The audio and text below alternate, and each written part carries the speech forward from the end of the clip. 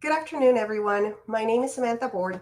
I'm the Senior Manager of Programs and Hospital Partnerships here at WomenHeart. I want to welcome you today to this special live Q&A session in honor of Hispanic Heritage Month. So, of course, because we're here to honor Hispanic Heritage Month, we want to talk about the impact that heart disease has on women in the Hispanic community. So, I would like to share some startling statistics with you all to begin. Um, One of those is that Hispanic women are likely to develop heart disease about 10 years earlier than non Hispanic women.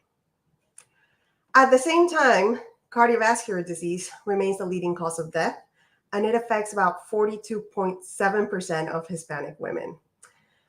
On top of that, only about 1 in 3 Hispanic women recognize that heart disease is the leading cause of death among women. Of course, Women Heart is here to change that, with over 48 million women in the US living with and at risk of heart disease.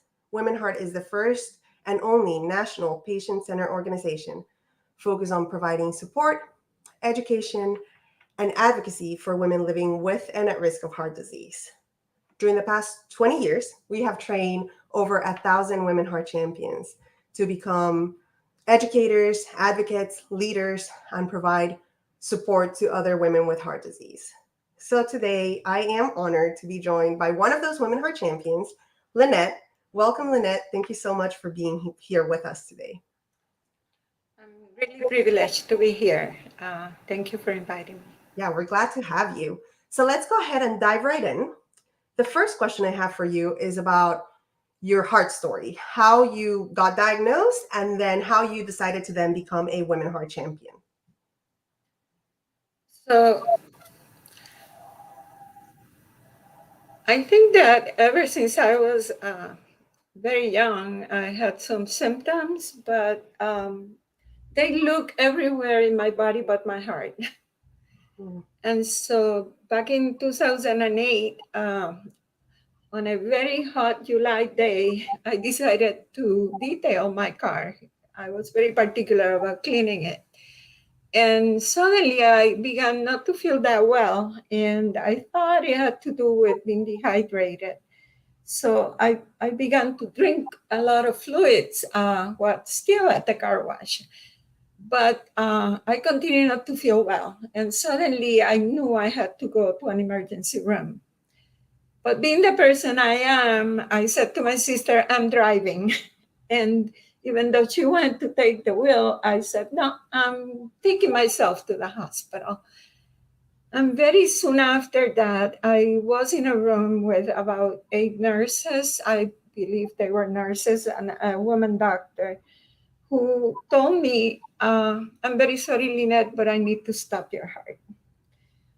Being a Puerto Rican woman, I said, you don't see my husband here, my grandchildren, or my children. So you're not going to do that without them here. And she said, I have no time. I had no idea what was going on with me. She was very kind to explain to me what I was going to feel. And then I felt this relief in my body very suddenly after she began the treatment. I was hospitalized that night, and of course, again, as a very good mother, my husband, my daughter, and her husband stayed with me that night. At 6 a.m., I was woken up and was given breakfast. And as I was having the breakfast, all these nurses walked into the room telling me, congratulations, you converted. I had no idea what that meant. Um, and then this doctor walked into the room and called me stupid like 7 times. And I had no idea why he was calling me stupid. So I look up. He was a very tall man, and I was sitting down. And I said to him, you know, my behaviors might have been stupid, but I'm not a stupid person. And he proceeded to tell me that he left me a prescription at the front desk and that I could go see him in his office, still not knowing what I had. long story short, I found out that I suffer from atrial fibrillation, which for the next 10 years put me at risk many, many times. Atrial fibrillation is a condition that many people don't know they have, but in my case, it was life-threatening 3 times in those 10 years. And even though I saw very good doctors that tried to do ablations, it would never give up on me. I had to seek a second opinion in Palo Alto, California, which my doctor didn't like whatsoever. By the way, I changed doctors from that doctor that initially saw me, and I was seeing in Boston. But this doctor felt threatened by me seeking another opinion, and so I found the most amazing doctor that in 2 weeks put together a surgery that really saved my life. So you finally got the care you needed. I got the care I needed, and that's my story about AFib. Recently, in January, I developed SVT, which is supraventricular tachycardia, and now I'm dealing with that. And can you tell me a little bit? Thank you so much for sharing your heart story and your journey, which is quite a journey. Yes. Can you tell me a little bit about how you found WomenHeart? Well, this woman that I met, because I thought I was going to help her, came to my house one time and she said, I know of an organization that is looking for women with heart disease for them to apply to become a WomenHeart Champion. At the time, I had just recently retired, and I said, what an opportunity. This is awesome. I had retired for 2 years, but I had been looking for something to give back to society. And so I read the website, and it just felt like home. And I said, I'm going to apply. And so I was honored to be welcomed to come to the Mayo Clinic back in 2019. And so when I came back from the training, my husband was waiting for me and he said, so what did you learn? And for the very first time in my life, I said, I have heart disease. Wow. Thank you for sharing that with us, Lynette. And we're glad to have you as a WomenHeart Champion for all the work that you do. So let me ask you our next question, which is about your heritage. And so as you keep your heritage in mind, how do you think that has influenced your perspective on heart health? Well, I think that being a WomenHeart Champion opened my eyes to the reality of the genetics, what a role it really plays into heart disease. Unfortunately, I don't think that doctors' offices have the time or even the awareness of how much information we need to have in order to be able to protect ourselves. And one of them is no one ever talked to me about genetics. No one ever said to me, you know, you inherited this. I had to put it together through my work with WomenHeart. And I began to think about my maternal grandmother, who was a mystery how she died. All I knew was that she had some heart condition. And she died very early. She was only in her 60s when she died. And I was a little girl. I must have been about 6 years old. But nobody talked about that in relationship to what it meant to all the other women in the family. Yeah. Then my father had bypass surgery, and my mother was smart enough when she found out that he was so ill to bring him to Texas for bypass surgery, and it was very successful. But there we go. You know, on my father's side, there was heart disease, atherosclerosis, and never was talked about what was going to be the impact of that on his children, us, 4 kids. And then my mother became very ill when she came to visit us here in Massachusetts, and she had a stroke. Little did we know, because she never knew she had a fib, and it was as a consequence of her atrial fibrillation. And she was in her late 80s. Yeah, it's a whole family history of. The whole family history. And then my father's father also had heart disease. Then my sister, I'm the oldest one, she developed atrial fibrillation. She had 3 heart attacks, a cardiac arrest. She's still alive after 15 years. Yeah. My brother had a heart attack and he survived. And my youngest brother also, my sister had has atrial fibrillation, and my youngest brother did too. So as I continue to think about the importance of knowing your family history, I'm thinking now about my grandchildren. Of course. Yeah, I think you're bringing to light the importance of communicating about that family history, right? Communicating, exactly, and educating one another about what is it, how do you take care of yourself. Definitely. So as we think, yes, we're covering, we're talking about family history and how important it is. Yes. And when we consider like culture, right? Yes. What are some of those myths or misconceptions about heart disease? Absolutely. That's a wonderful question, because there are so many myths and there are so many misconceptions. And as a Women Heart Champion, I hear that all the time. And at the beginning, you wanna change everybody's mind, and you start with your family, of course.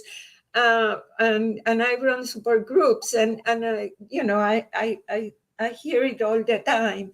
So one of them is that all heart attacks have the same warning signs, and that is not true, because sometimes it goes unnoticed. You don't know that you're having a heart attack because the symptoms are not the classical symptoms that you hear in the news or that you hear from your providers.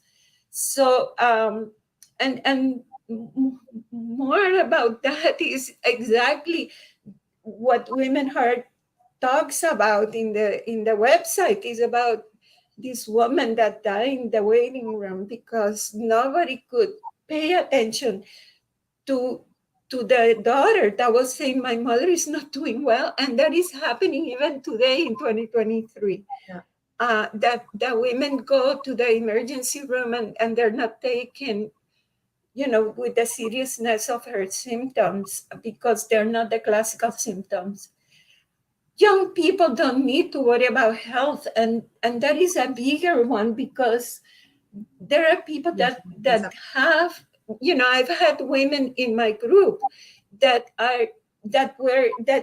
they tell me, when they got to the emergency room, they saw them as so fit and young, that the least they were thinking about was that they were having a cardiac problem. And one of the women in my group, because they took so long to take care of her, half of her heart died.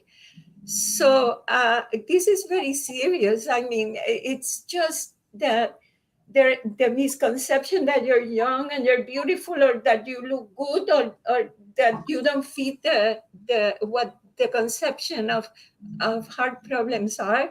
They're not going to take care of you properly. You're risking your life.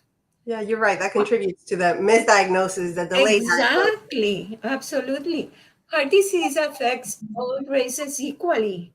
So it doesn't matter that you're white, or that you're Hispanic, or that you are Asian, or that you're Black. I mean, it doesn't see color. It's about everybody. And it affects all educational levels. So it doesn't matter that you have a PhD, or that you are a homeless person in the streets, you know, you have a heart. We are all the same inside. I always like to tell this story because when they opened my chest to do the work that they did to, to free me from atrial fibrillation, they were astonished because my heart is very little. Mm. And they had to take all the instruments and make them pediatric to be able to work on me. So, but inside we're all the same. We have the same organs. So that's a big myth that because of your education or whatever. It sounds like the main important message there, right? It's like Yeah. we're all at risk. We're all at Yes. risk, Yeah. and therefore we should all be aware. Yeah. Or that it affects men more than women. It's equally the same. And in your stats, you said it, 42% of women die, of heart disease. So People think, let me ask you one more question about that. So as we're yeah, talking about those myths and those misconceptions, and you think about, the Hispanic community, what yes, do you think are some either cultural practices or yes. beliefs that impact Hispanic women specifically? Unfortunately, in my own experience and of others that I know, when you walk into a healthcare provider facility, there is this misconception that we are all the same because we're Hispanic. We're all the same. In the minds of the people that are going to care for us, they don't have the capacity to differentiate that we might have different ways of listening to them, that we need to be treated as an individual, that we come from different countries, from different experiences, that from different backgrounds, that we are not just one mold. One, it's not a cookie mold. That they have to have the capacity to interact with us as an individual. Um, I once went to a doctor's office for the first time, and the woman that was going to take my blood pressure said to me, "Are you going to be able to tell me what your medications are?" And I was stunned. It's like, where do you think I come from? Like, Mm. and they're not aware of how they can be insulting and put you down. And so, yeah, from the beginning, just the interaction between you and the medical facility is going to be tinted, not in an open way that you're going to be cared for. It sounds like the message that you're saying right now is a lot about cultural sensitivity, right? And being aware Exactly. of those interactions and the respect, especially when it comes to working with your medical team, who you're able Exactly. to have that relationship of trust with. To Yeah. be honest with you, it's like a dinosaur walk in the room, and they're trying to figure out how to deal with the dinosaur. When in fact you're a human being and you're there because you need them. Yeah. So Yes. you're talking about those experiences with Uh-huh. accessing care, right? So a little bit before that, I guess one of my questions is what Uh-huh. preventive steps women can take in order Uh-huh. to counteract the potential health risk Yes. of heart disease. I hope that today we can leave um, this uh, presentation, right? Knowing that we need to respect ourselves and we need to listen to ourselves. And regardless of what our experiences are in our interactions with the world, we need to be able to say, I need help, and or I need to figure out what's going on with me. And not be shy to go and continue to seek out the help. And if you don't feel comfortable in this setting, just go and find another setting where you feel comfortable. That that we continue to take care of ourselves and that we learn how to do so. So find answers. We're in a world where there is a lot of places that we can get answers from. Join Women Heart. That's one way to do it. Go and get, join one of the support groups. There are many support groups, and it doesn't matter if it's in your region. We can help you to connect with other women and learn from experiences that you might relate to. Keep medical appointments. Pay attention to what medications they're giving you. And if they don't fit well with you, call the nurse and let them know something is not right, or this is working for me, and let them know. Keep track of when your appointments are, and be there, show up, because that's very important, so that we continue to be with the doctor on the same page about how we're gonna tackle some of the symptoms that we have, or the illness that we have. Yeah. We cannot control everything. There is no way we can control everything. I can tell you, one day my heart rate was like going up, up, up, up, up. Well, when that happens, I sit there and I'm like, okay, my responsibility is to know what's going on in my body, because nobody can read my body but me. But I have a responsibility to reach out and to say, I need help. Yeah, to take care of yourself. I'm trying to call an ambulance if you have to. Some people say, I know people that sit in front of the emergency room and they don't go in because they're afraid of what the bill is going to be like. Or they don't call an ambulance because they don't know how much they're going to get charged. And it's a reality. Right. Those are very real fears and concerns. Yes, they're very real. But you come first. Yeah. So thank you. Pay attention to what is going on, and do yourself a favor. Talk to a friend, talk to a family member, and say, I'm not feeling well, because you are very important. That's extremely important advice, Lynette. Thank you for saying that. And I hope that those listening, are really taking that in and keeping it with them. So as we get ready to wrap up here, I do have one more question for you. And that is about what empowering message you would like to leave with other Hispanic women regarding their heart health. Yes. Okay, so be positively stubborn. That's my motto. When I'm at my worst, after my surgery, they told me walk, walk, walk when I could hardly move. And I started going down 7 steps, and I would have to sleep 2 hours. But be positively stubborn, keep going, keep pushing, and fight for your health. You are one and only one. You're the role model for generations to come, before you and those to come.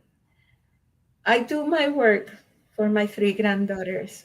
Unfortunately, my condition is going to be inherited. Already my daughter has the beginnings of the illness, and my doctor said we're going to make sure she doesn't develop it full-blown until she's older. She's 50 now.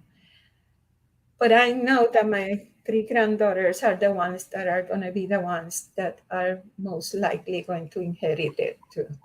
So every time I exercise and I push myself, even when I can't, I do it in their honor. I do it for them.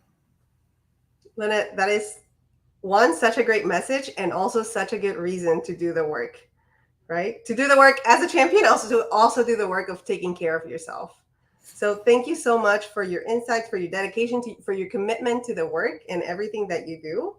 To our audience, thank you so much for joining us. Now let's make sure to keep the conversation going, not just during Hispanic Heritage Month. Thank you all for listening to our conversation. Thank you, Lynette. Have a great day, everyone. Yes.